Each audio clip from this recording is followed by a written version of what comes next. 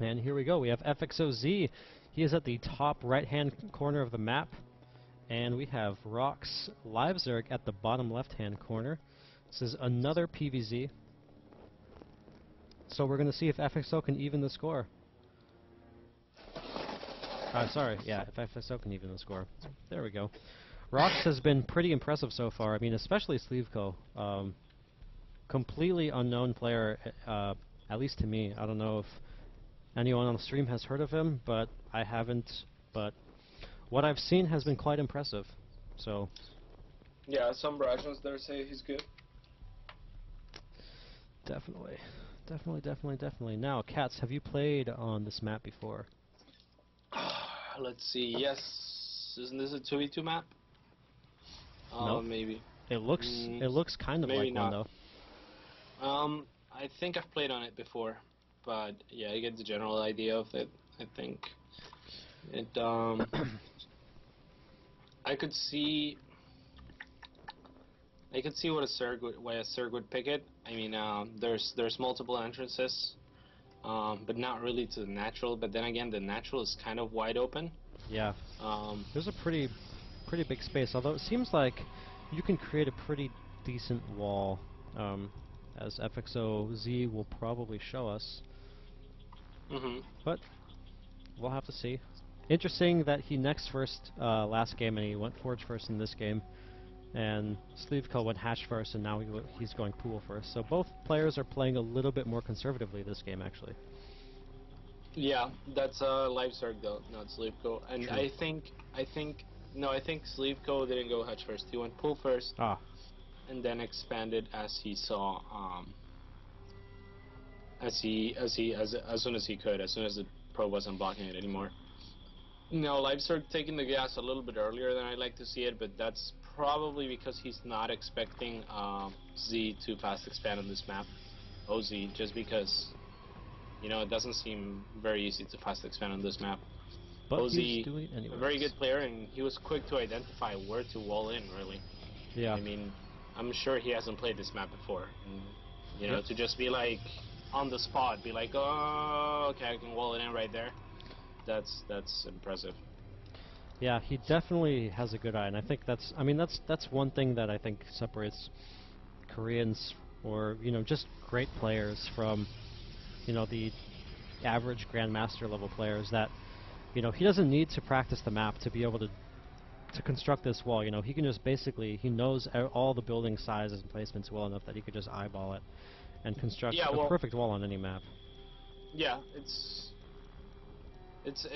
not about constructing the perfect wall. I think that's pretty easy on this game, as much as just identifying where to make it, and like even making the forge first, because it's likely that he will not be able to wall it in time otherwise.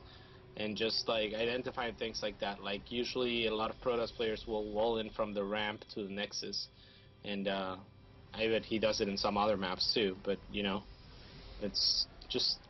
Yeah, just looking at the map and identifying where and when to wall, that's cool. Yep. And meanwhile, LiveZerg's expansion is pretty much done as well, so both players have their expansions done. LiveZerg getting Zergling speed. We have 2 gases and a Cybercore coming from FXOZ, so he's basically opening with a similar build from the first game. We're going to have to see if LiveZerg opts to take that early third, or if he's going to do something else. And it looks like he is going to take that third base. Yeah, it does appear that way. Yeah, this map, the entrance to the third is very, very wide. So it might be a bit difficult to defend it if Oz tries to be aggressive, actually. Ooh, Stargate, actually. That's kind of interesting. Well, the fact that it's wide, it actually favors Zerg, as opposed to there being chokes. Like, it doesn't favor Zerg, but rather it doesn't favor Protoss. The fact that it's wide means that he would need more force fields and better force fields and faster force fields to break the Zerg's army in half. Whereas in the other map, it's really easy to get a good positioning and just force field everywhere. This makes it easier for a bigger flank as well. Alright. Now we see another cannon being placed by Oz, and the Stargate's done. He's got his 4 gases up really, really quickly, and the first Void Ray is getting chrono boosted out. Oh. What do you think about Void Rays on this map? It's pretty... The distances are fairly long, though. Yeah, definitely. I mean, Void Rays may not be particularly good, but I would expect a Phoenix follow-up as opposed to any more than one Void Ray for sure. Right. Because just because the travel distance is so long. It looks to be that he's not gonna show that Void Ray right away, which I like. But, or actually, that was a pretty good yes. scout by LzGamer. He pretty much ran right into the Void Ray as it popped out. So Yep. this kind of forces Oz's hand almost. I mean, if you don't get the Void Ray scouted, you could kind of save up to get like 4 or 5 and do some sort of really surprise attack. We actually saw one of the Gamma Bears players do it earlier, Crowley. He did that kind of... what?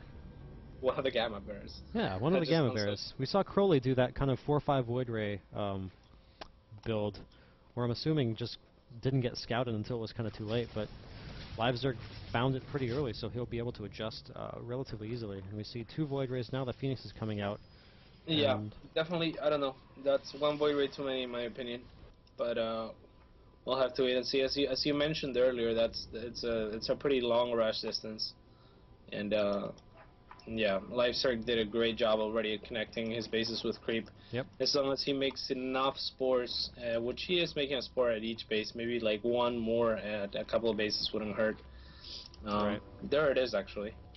So yeah, now he's gonna be pretty safe against Void Rays and Phoenixes, and he should be able to retain an economic advantage for a while. Yep. He's actually been supply capped for about 2 minutes, I've just noticed. Yeah, his overlords just came up. Yet, like, if you look at his minerals, he's saved up to 1,000 minerals just because he literally couldn't make anything. Yeah, that's a ton of drones that he could have made.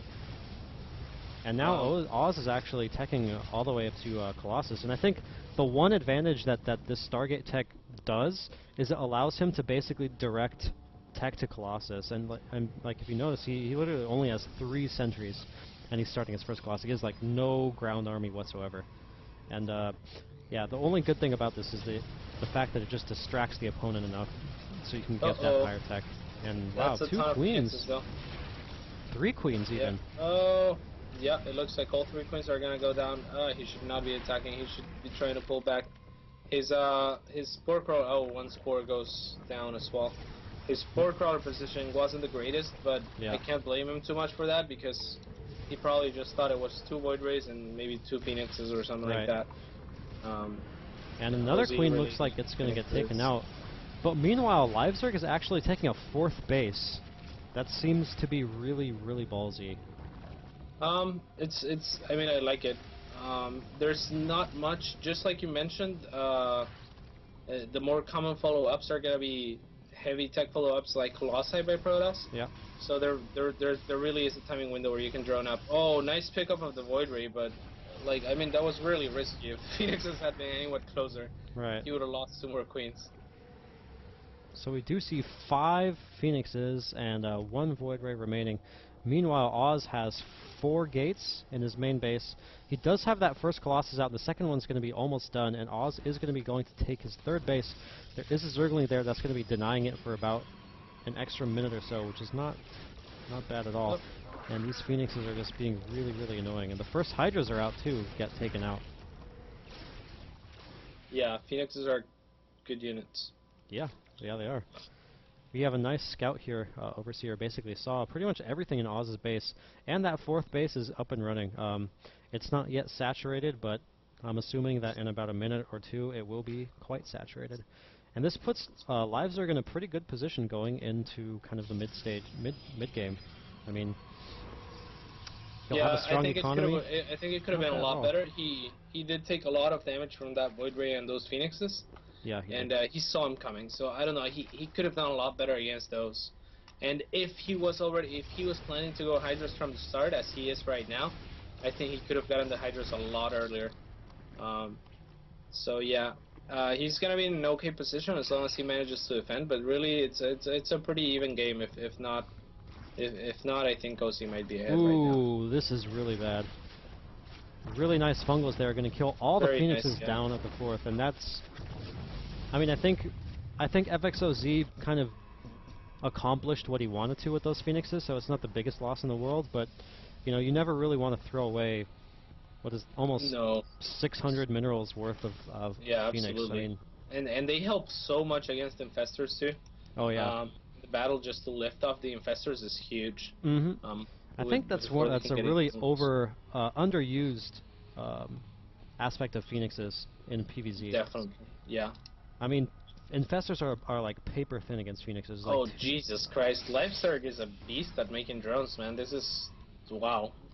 wow, 100 This might drones be. for Livezerg. Yeah, That's I crazy. looked at his fourth and I was like, wow, holy hell! Like, That's super how did you? saturated. Yeah, how did you do that? And then I look at his third and it's super saturated, and then his main, and then his natural, and I just opened the unit stack. I was like, how many drones do you have? And 100 is the answer. Yeah, that's So if he's gonna have that much, he has to make. more This is hatcheries, not right? bad or good, but yeah, more hatcheries, and he has to consistently trade armies. Yep. He has to start trading armies, and I love the fact that he's getting a drop for that. Like Yep. he's getting drops, he's getting banelings, he's getting units that he's definitely gonna be able to trade, and go Yeah. for cost-efficient trades. If he can do a nice trade, remax and stop an attack, he can win this game easily. Yeah, And because with that many drones, I mean, if you're not constantly trading armies, you're just having so much of your supply sucked up by drones. I mean, you know, yeah, really, you yeah. should. I can't really imagine any situation in which you would want more than 80, unless you're really planning on just going for like army trades. Exactly. There's situations like that, like you just mentioned, like where army trading just consistently, kind of throwing units at your opponents and just denying them of a third or a fourth or whatever, can work out just fine. But this is not gonna be easy here. He has a ton of banelings. I mean, I like the style, I like the idea. It's gonna come down to the execution, though. Yep. And a Greater Spire is coming too. And I feel like one of the issues is that, oh wow, huge fungal there by LiveZerg, and this is, wow. All these Colossus might be melting right now. Tons of Banelings are getting dropped in. Wow, these Colossuses are falling like butter. 2 Colossus and 5 Stalkers and 1 Sentry and 1 Zell are all that remain from that attack. And Oz is going to have to back up. And yeah, the big problem for LiveSurg is he did lose his fourth, so you know, yeah, I missed that. Darn. And he's going to lose this 5th that just came up too. Yeah, that was his new fourth basically, and that means that, you know, having 100 drones right now isn't helping him at all. Luckily, he still has 87 of them. Yeah, but again, that's not like, if you look at his third, I'll give you an exact count. He has he has 19 drones not mining a single mineral at his third. So that's, you know, that's 19 drones that are useless. Completely useless. Yeah, and he has another 8 that are basically I really love this. If you look at the middle of the map, FXOZ has 2 cannons there. I really like that.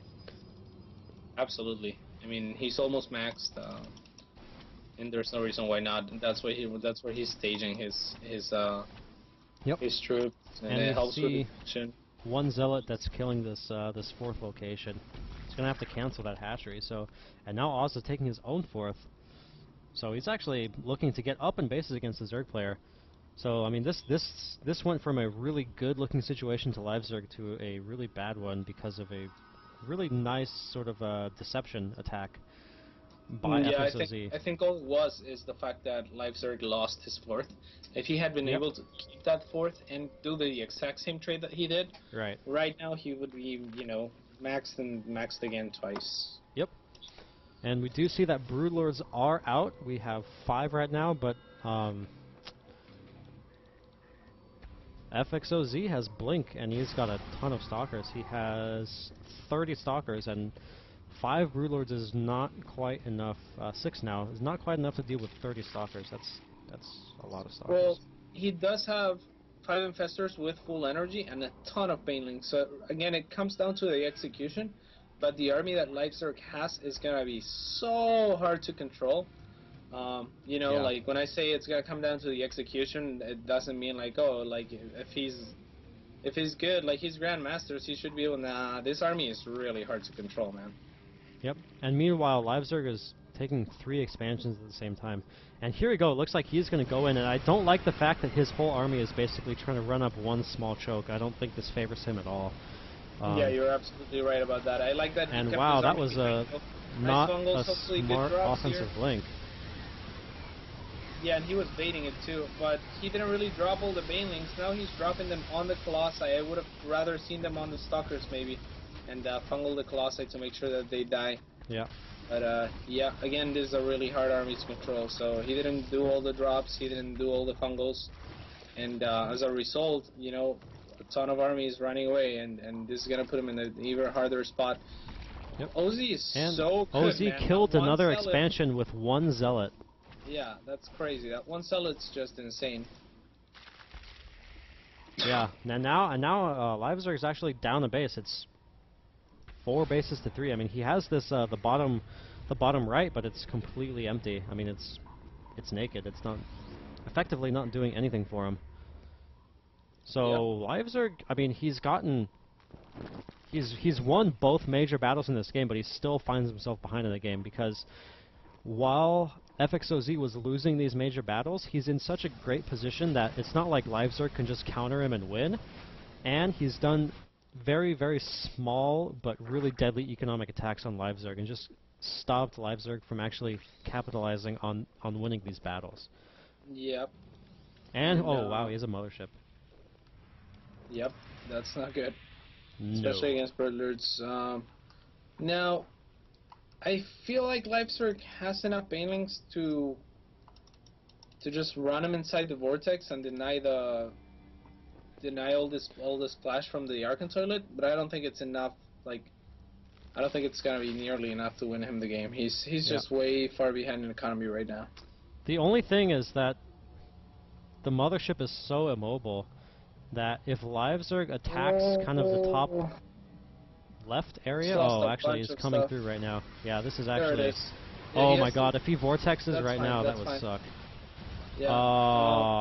Yeah. No, it's okay. I think. Oh no, I wanted to see it at least. Yeah, I think. He just GG'd right there. Yeah. I think. Yeah, he didn't actually have enough banelings there, but it was close. 5 Archons, that's a lot of Archons. You need a ton of banelings for that. Oh man, that was... So, yeah, FXOZ evens the score 2-2, and CatZ is jumping for joy, man. So yeah, let's get into Game 5 in just a minute after this quick break. We'll be back very, very soon.